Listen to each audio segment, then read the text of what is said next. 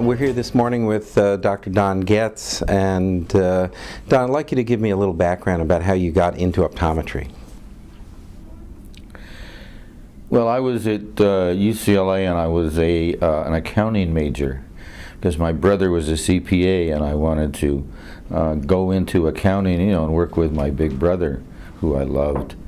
And after debiting and crediting for a couple of years, that seemed a pretty boring way to spend my life. So my mother wanted me to be a doctor, and I hated blood, so I couldn't do that. And so then I decided to be a dentist, and I went up to the University of California Dental School for their aptitude exam. And they handed me a piece of soap, and they said, carve a horse out of this piece of soap. So there's no way I could do that. So it was not very artistic, so I handed them the soap back. So, and so they said, well, I said, I don't want to be a dentist then. And the only doctor left was to be optometrist. We had a friend of the family who was an optometrist, and I visited him, and I thought optometrist, he was a spec peddler. But at that time, most optometrists were spec peddlers. And I picked optometry because I figured that debiting and crediting wasn't exciting as what's better, one or two.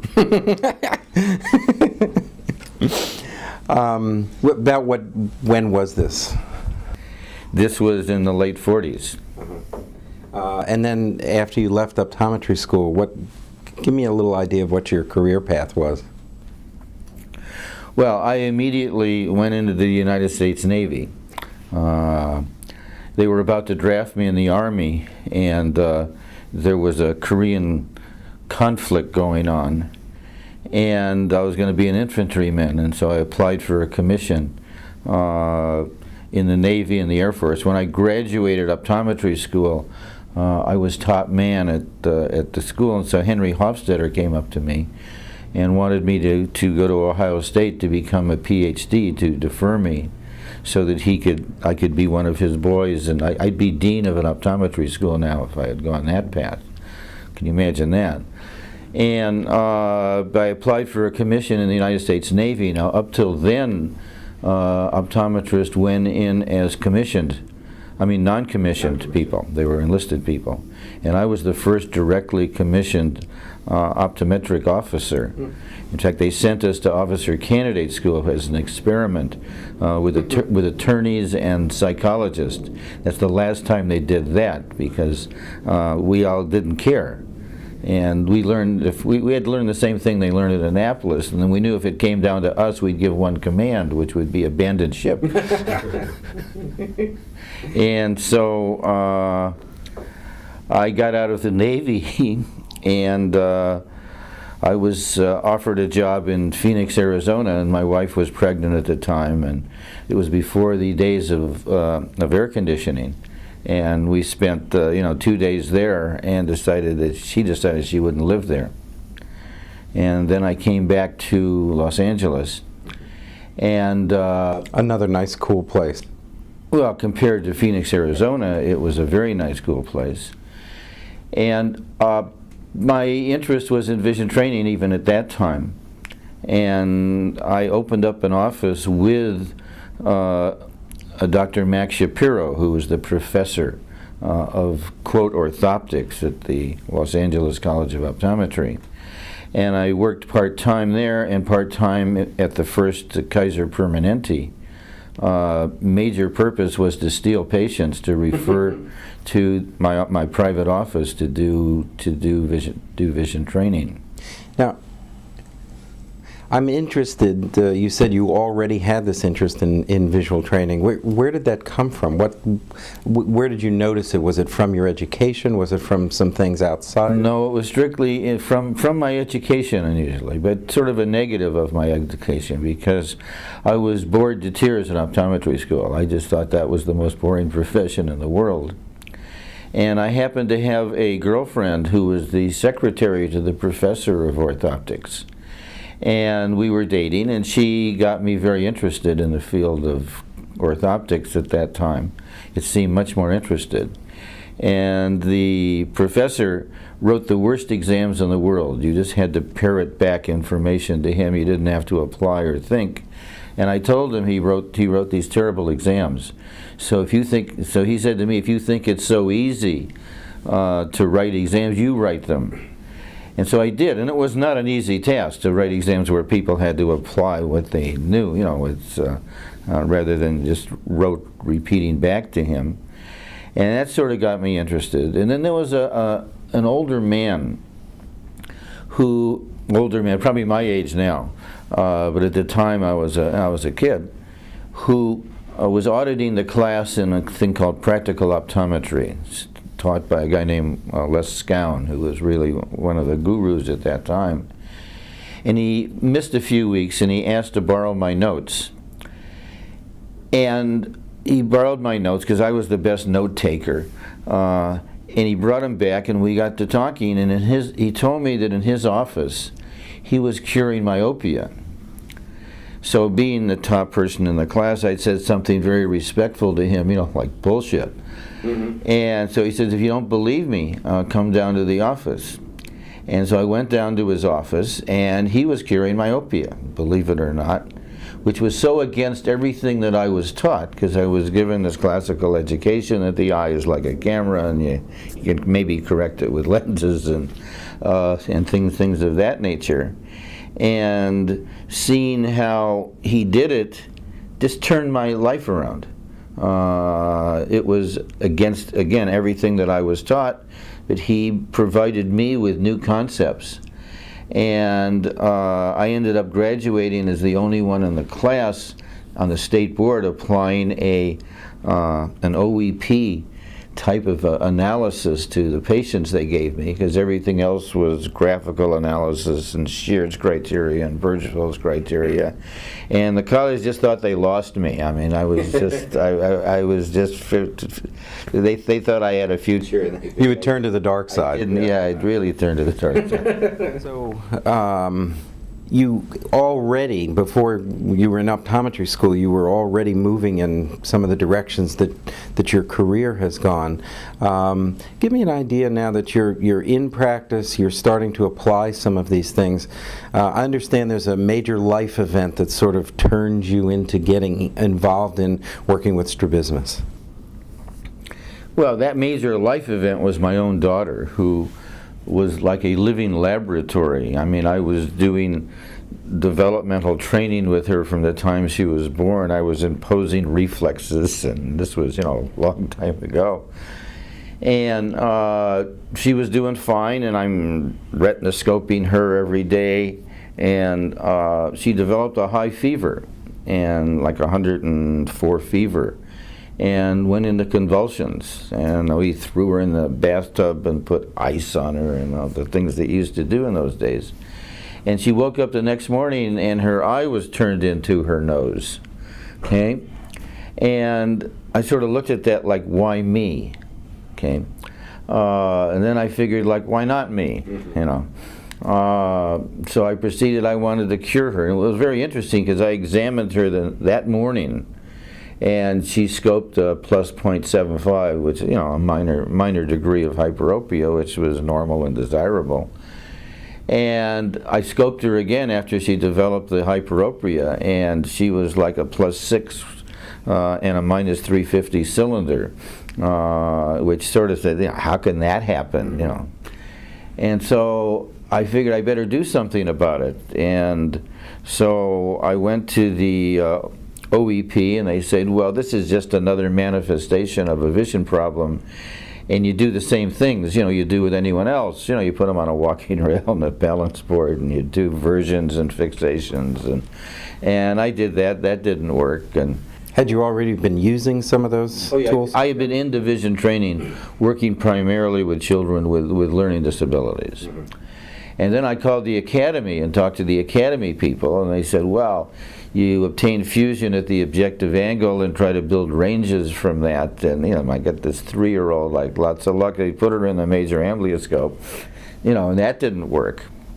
So I proceeded to join an abstracting service who sent me articles every article that had been written in the English language, seriously, on the subject of strabismus. And so I immediately became an instant expert. I probably knew more than 99% of optometrists, just because of my own personal interest in the subject, and I started working with her.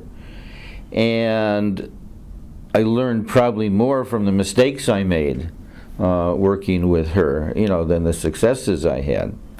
But I wouldn't tell the story if the ultimate wasn't a success. And she is now an optometrist, as are my other 3 children.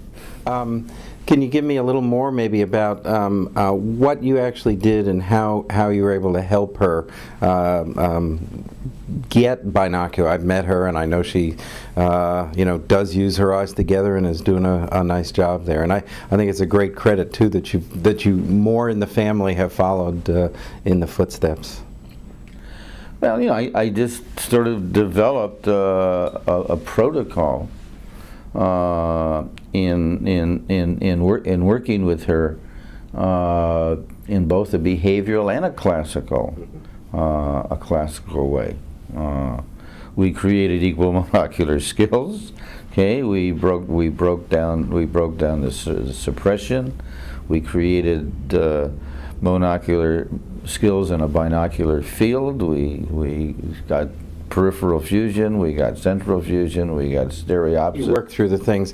Many of these you put in your book. You wrote with Laura. Maybe could you tell us a little bit about Laura coming into your life and your practice and what she brought? Well, Laura McGraw was my #1 therapist for many years, and when I first started practice, I practiced in a town called Sylmar, California, which is very peripheral in the San Fernando Valley. You can't get any more peripheral in Los Angeles County, so it wasn't central.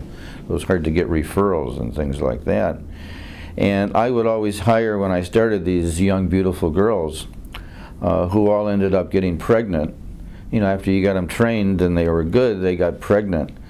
And I was getting a bad reputation in the community. So I had, deservedly so, and I had this one teacher who referred me a lot of patients, and I took her to an interprofessional forum, with optometrists and psychologists and educators and OTs and and various professions interested in the field of learning disabilities. And it was held at UCLA.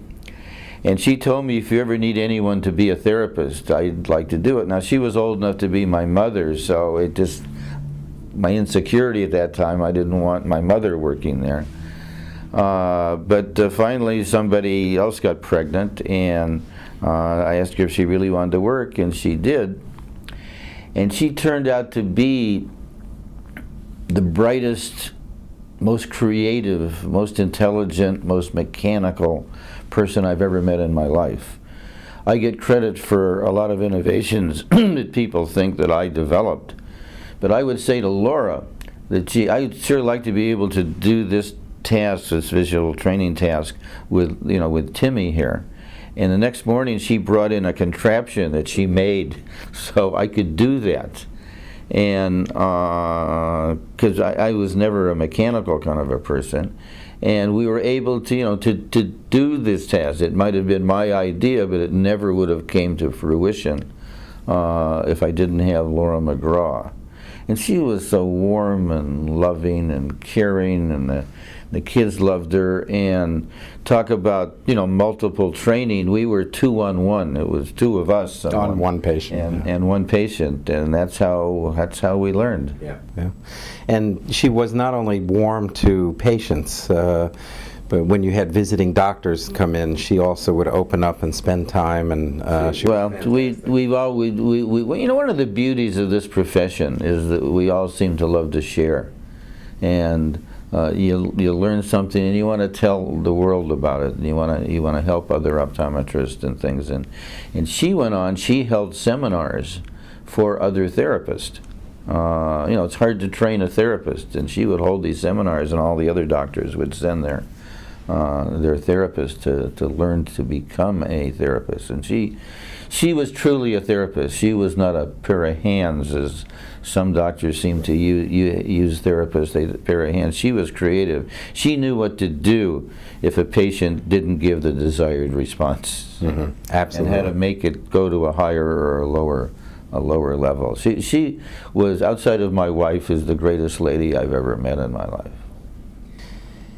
You mentioned sharing, and that's just been a great part of the profession, and I look to you as one of probably the top sharers in this whole thing, and you've really inspired a whole group of people to follow into the footsteps, and into your footsteps, and I talk of it almost as being like a turning point. And when did you start to host and bring people into your practice? And tell us a little bit about that, and maybe almost your some of the names that have come through your practice and you've shared with. Well, the starting the sharing, students would hear me speak at various interprofessional forums or optometric meetings where I'd speak at the college, and they'd ask if they come visit the office. And so they came, and I just loved teaching. It gave me great pleasure. And you know, I was already starting to do a lot of lecturing, and I think it started with you, really. Arnie Sherman at SUNY sort of had a reward. He'd take his best 2 students, and they could visit me during the summer, and I would put them up in my guest house, and they would spend the summer in my office learning. And I think you were the first class. You came with Stuart Rothman, I think. Yeah, summer of 1978, I think. Yeah, so I don't remember. I don't remember the years. And then every year they would you know, send 2 students from SUNY, and then more recently, when schools got involved in extern programs where they would send students out to offices, we volunteered to do that.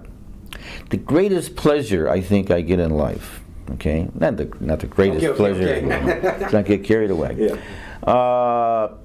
is when optometrists come up to me and they said, I heard you lecture 10 years ago, or I spent a month in your office, totally changed my life, and I just want to thank you. You know, because I'd be just a regular optometrist now doing What's Better 1 or 2 if it weren't for your inspiration, because you enjoyed what you were doing so much and had so much fun doing what you're doing, and changed people's lives, you know, dramatically. And I believe in a philosophy. Maybe I shouldn't say this. No, please do.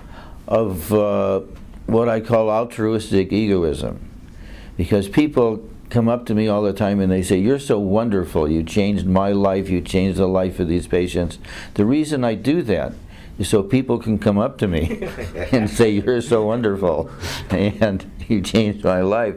And if I didn't get that feedback, I'm not sure I would be such a, you know, such a great contributor. I'd like to get back in time to some of the pioneers of the field. Tell me some of the interactions you had maybe with Skeffington or Jerry Getman, and where you rubbed elbows with them, and or what kinds of interactions you had with them.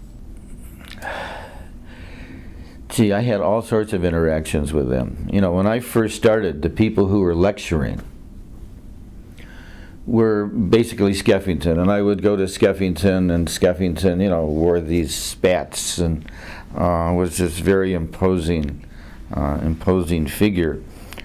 And I didn't understand a word he said, because he used language that, he used words differently. When he said intelligence, it wasn't the way I learned it. When he says accommodation and things, and he hated accommodation and convergence, and he was identification, centering, and all those.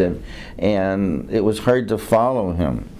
But I went to every one of his, any one of his lectures, and after maybe 5 years or so, I started understanding what the man was saying.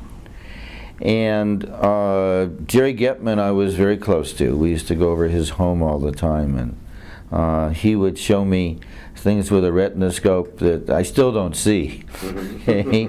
But it was fascinating, that the eye is not like a camera, and the things that you could see truth and lies, you could see levels of performance, and you're looking at things beside optics, and you could really get insights into the person, and he turned me on, to the retinoscope. Totally Greenstein was a major influence in my life, because he taught me so very, very, very much. He was the first one to, I would go to lectures, okay, and like a conference like the Skeffington, I didn't go to Skeffington, but we had San Jose meeting and we had a San Diego meeting out there, and I would hear people lecture, but in my ego, and my minor in UCLA was public speaking. Okay. And so I just that explains a lot. It does, okay. So I would listen to them and I'd say, well, I can do better than that. Okay. And some of them were good and some of them were bad. But Ralph Barstow, it's a name I'm sure no one remembers anymore, was a guru in practice management. Yeah. And he helped me select my first office. Like my first office, I shared office space with the professor of vision training. Told you that. Yeah. And he helped me select my first private office. My first practice, relatively, didn't finish the answer to that. I opened up in a garage in Silmar. There was a home in front where they had the MD and the dentist, and the dentist was in the kitchen, and we shared a joint reception room, and there was a 20 by 20 garage out back, and we converted that into a sort of an office, and we did vision training in the bathroom and in the hallways, and there was no space. I purchased a practice, sort of. Sort of. That belonged to one of the real innovators and leaders in the field. I think the man who wrote the first papers for the OEP, a guy named George Crow. And it wasn't much of a practice. He just sort of gave it to me. It was, I think I paid him 50 cents a patient that I saw or something. It was, a nothing purchase. And he had given away his records to an optical company. But I spent time with him, and he had a big influence in my life.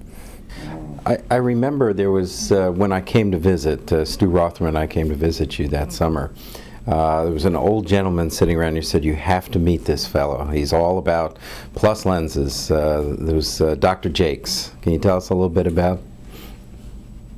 Dr. Jakes was the previous Dr. Getz. I heard this man speak. He came to the college. I'm surprised they invited him up to the college, because his philosophy did not fit the model of what was being taught at the college. And he was so inspiring. He was so excited about what he was doing. It wasn't so much plus lenses with Louis Jakes. Louis Jakes was in to binasal occlusion more than he was, but he was curing everything. He was curing myopia, astigmatism, gonorrhea. I mean, he was an amazing man. But we got to be, friends as people of that big difference in age. And he would come visit the office, and he would go into a vision training room and spend hours in the vision training room working with kids. And he was probably the biggest influence in my life. I've sort of, if there's a real role model, it's Louis Jakes, because I really try to turn on kids because I saw how he turned me on. So and what great joy that gives me to turn on somebody the way he turned me on. And during that 3-week period, he was there once or twice. He pulled us aside, and I remember him saying, "Don't forget the power of the plus lens." Yeah, and he believed in the power of the plus lenses. And when I was in school, plus lens, what do you, and a plus 0.50, what good would that be? That's such a minor thing. And he sort of got me to believing, because you see the results. The results, of putting a plus lens on someone when it's needed, changes their lives. So, he was probably the biggest influence. Thank you for reminding me of that. I shouldn't forget that. You were very involved, or you were one of the early presidents of COVD.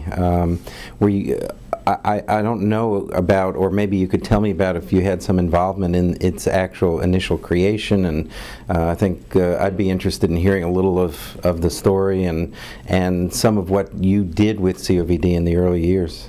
Yeah, I'm the only living founder of COVD. COVD started on the beach at Waikiki. It's a good place to start. Oh yeah, so we had this meeting. There were 3 different organizations representing functional or behavioral optometry, or whatever you want to call it. And we figured, gee, wouldn't it be nice if we could all get together and form a single organization?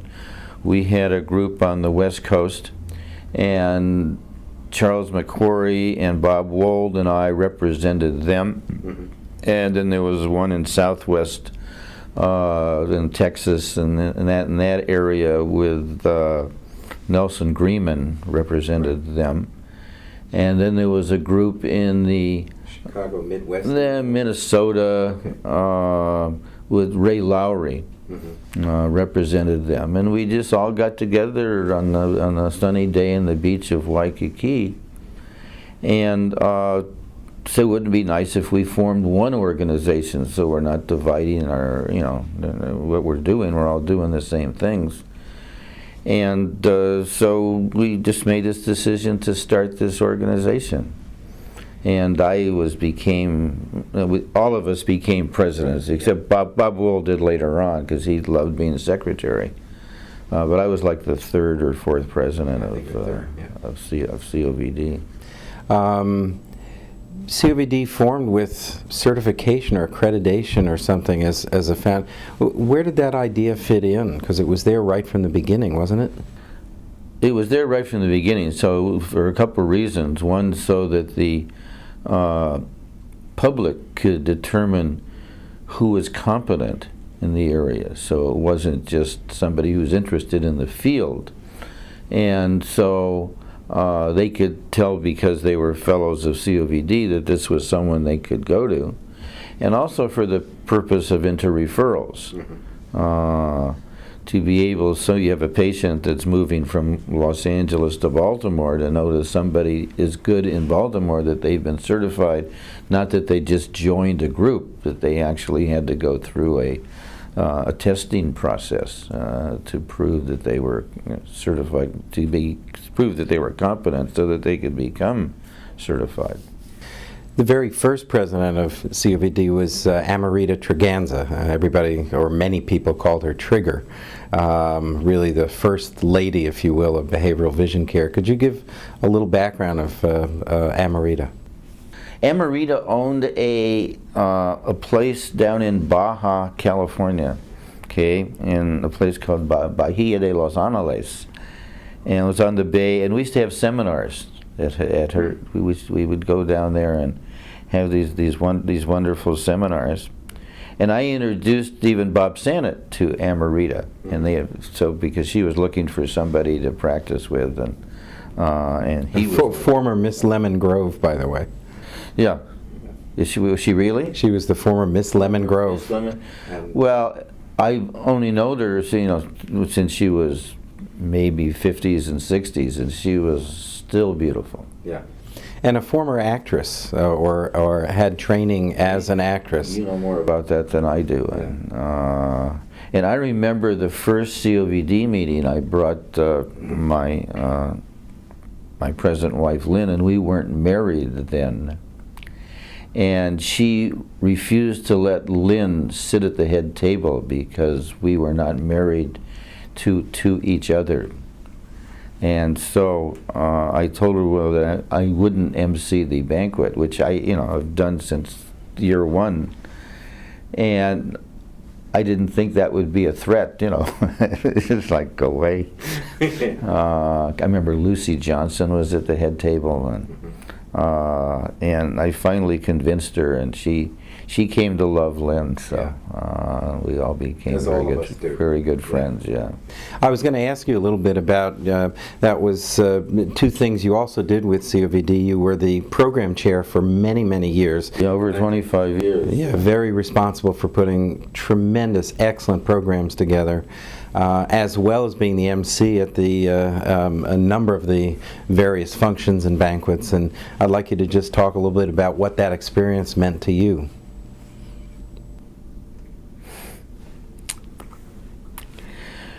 Well, there's two experiences, and I spent a lot of time with each experience.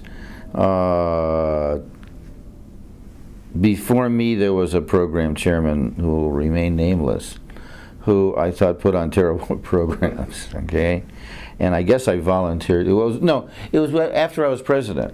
One of the beauties of COVD, of OEP, I think as well, is that after someone's president, they still maintain, they're still active in the organization. For the most part, absolutely. Every other organization I've ever been part of, once you're president, you never see them again. And so I guess they wanted me to do something, and what I volunteered to do was the education chairman, because I thought that programs should be primarily clinical. Mm-hmm. Optometrists, young optometrists needed to know, what to do, and so I would always bring in educators, some PhDs, but I emphasized the clinical aspect of it, and I just enjoyed doing it. I spent a lot of time doing it. To me, one of the purposes also was to educate the non-optometrists that I brought in as to what behavioral optometry is doing, because they never heard of us before. And we had speakers before me that would come in and have no idea what we do except sell glasses. And so it gave me an opportunity to educate them.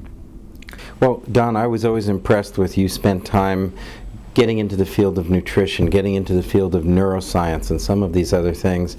And I know some of that must have been in preparation to find people to bring to us, not only that you felt we needed the information, but that you wanted to somehow get them to have this idea about what we do, so that they might go back and begin to talk about their colleagues with that. So I think those two fields you really also distinguished yourself in your investigation in nutrition and in neuroscience. And if you want to spend a little time with that, I'd like to hear some of what those... I think you just answered that question. Okay.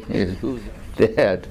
I figure all these things, we can't practice in a vacuum.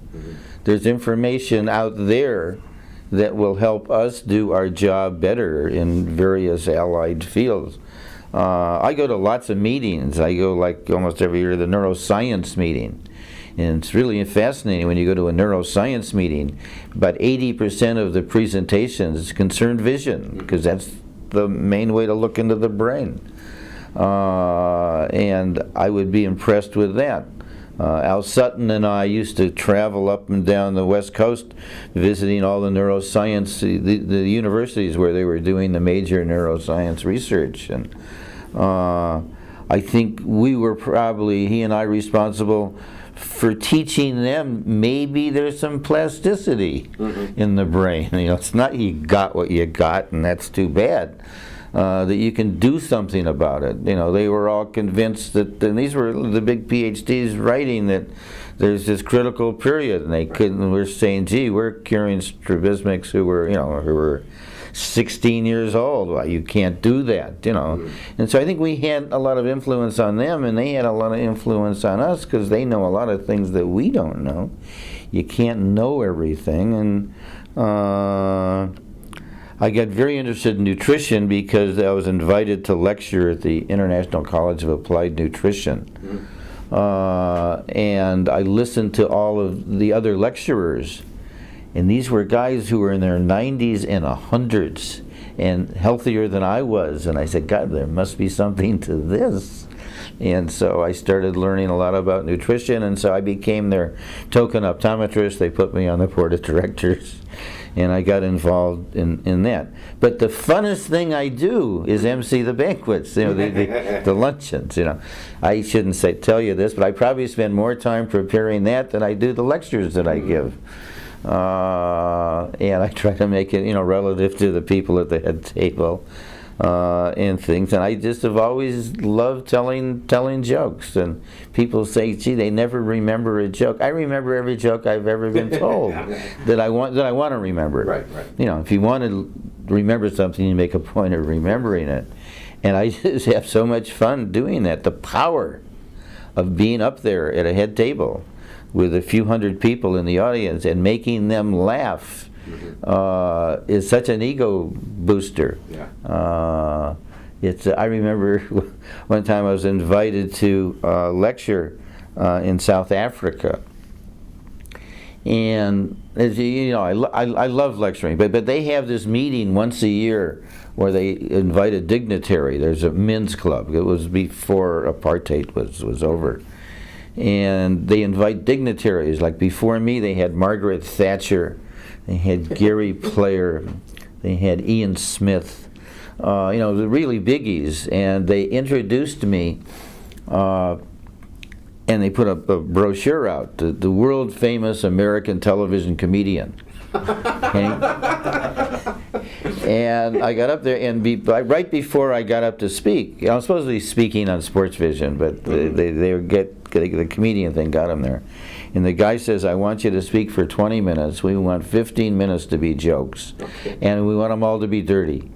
Well, as you know, I don't tell dirty jokes. All my jokes are clean. Because, you know, if I tell a dirty joke in the COVD, you know, the organization gets letters, and, you know, I mean, so I don't do that, so it's all clean. Oh, but you know, because they've gotten some letters, so you've crossed the line. Okay, go Well, but I don't anymore. I know. Okay, I don't. This was in the old days. Yeah. And the power of that, it was like, to me, like Bob Hope, who I didn't think was very funny, but because he was Bob Hope, everybody laughed hysterically at what he said, and so they were prepared to laugh at me because I was this world famous television comedian, and no matter what I said, they're laughing.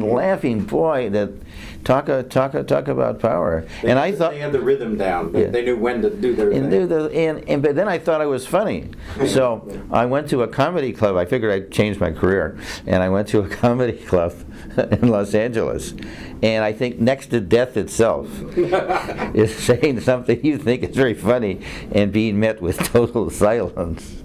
But these were mainly kids in the audience, you know. And if you didn't talk about drugs and sex and you didn't have an arrow in your head, you know, they weren't very funny. But it's just something I enjoy doing, and I think, you know, of my lecture career, which has been, you know, long and many lectures on many subjects in many countries, I think people invite me back more for the jokes than for the content. There was a famous president of, shouldn't say this, of one of the colleges of optometry, and the students heard me, and they said, well, why don't we have Dr. Getz come and lecture to us, much better than the teachers we have. And he said to the student, well, the problem with you students is you mistake pizzazz for substance. Okay, but the lectures, and as program chairman of COVD for all the years, and when the attendees evaluate, the ones that get the highest marks were the pizzazz ones rather than the ones with of course. How the lecture is packaged has an awful lot to do with what goes on. Yeah, more important than the content, which shouldn't be, but it is. I know you, in the early years of the formation of the Australasian College of Behavioral Optometry, even before they formed their organization, you were over in Australia, you did some lecturing and presenting, and talk about that experience. I'm not even sure how it came out, but I was invited to lecture in Australia. And it was their first annual Children's Vision Conference. Okay. At a hotel in a place called Manly, Australia. But as long as I was there, they had me lecture at every center in all the major centers. They call city centers there in Australia, and I was I think I did sports vision at that particular time. One of the highlights of that, and I was in Melbourne and Sydney and in Brisbane and any major city in Australia. And they put me on television. They used a lot of PR thing. And since I was lecturing on sports vision, they had the leading, what they call the bowler, it's like a pitcher in baseball, in the sport of cricket, throw balls to me, And I'm this big expert in vision, and I'm supposed to hit the ball with a cricket bat, huh? With a cricket bat, in the sticky wicket. And I don't know if you've ever tried to do that. The ball bounces before it gets to you, and it's like that. I couldn't hit anything, so I lost my credibility. But it was really fun, and the Australians are wonderful. They treat you so well. So warmly, and they're such good hosts. I did the same thing in South Africa. And they're also in every city. I think I talked about strabismus there. You mentioned Tully Greenstein and Elliot Forrest.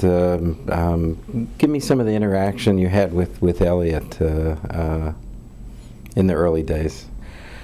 We talk about major influences, okay, of contemporaries, because we were of the same age. Elliot Forrest and Larry McDonald. Elliot Forrest made me think about thinking.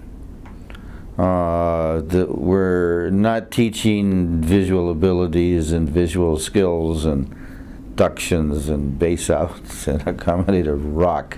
What we're trying to do is teach children how to think. And he got me thinking about the field of imagery and visualization. And he had so much to offer. It's just such a shame that he had to die, so young. Him and Larry as well. Larry McDonald died young too, because Larry McDonald's concepts, every young optometrist should read the book, that OEP put out, reprising his chapters. It's so unmechanistic, sometimes I feel that vision therapists are just, doing mechanical things rather than teaching children how to think or adults how to think. Tully Greenstein had a great expression. I don't know if it was original with him. He said, vision training is so good, you shouldn't waste it on children. I just love. And so in my originality, I stole that first, so I use that a lot. We all borrow from each other, don't we? Oh yeah, I don't even know where things come from anymore. I'll walk into optometric offices and someone will have a thing that's called the Getz technique, and it's something I stole from somebody else. You But you know? won't tell them. We want to keep it. No, but it's where a person heard it first. You know, Yes, absolutely. if I heard it from you first, even though you stole it from someone else, it would be the Harris technique. So, but Larry had such original ideas, and so was such an original thinker. He got, I mean, his connection with electrophysiology and vision was incredible, and expanding the space world, and he just had so many just wonderful ideas, and he was also a major influence on me. What's the one question you were hoping I would ask you that I haven't asked you yet?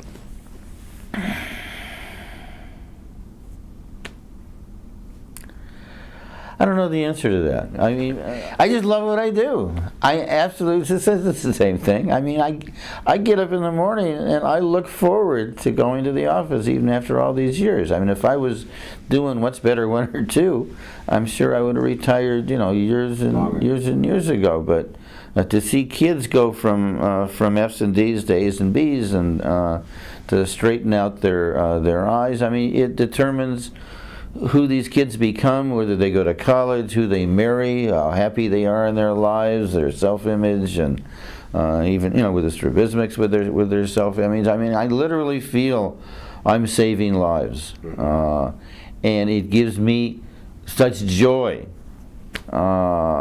And I love, you know, I love playing with the kids, and but also, yeah, as you probably know, I was sick for 2 years. I mean, they thought I was going to die. And when I wasn't working, the biggest problem I had, besides, you know, pain and all that kind of stuff, is I didn't feel important. When I work now, back to work, I feel so important, you know, and you know, to the parents, to the kids, to myself, and God, without feeling important, you know, life would be pretty boring. Well, I want to thank you, Don, for today. I want to thank you also for really being the turning point in my own life, in my own career. I apologize for that. Apology fully accepted, graciously accepted. You really have been an inspiration, not only to me, but to many, many others, and not only the people that you've helped in your own practice, but think of all the people that you have inspired to also do the same kinds of things. Your influence has been worldwide, and I thank you on behalf of the many people that would love to have been sitting here asking these questions as well. So thank you very much. But what you said just now makes me feel so good. Thank you.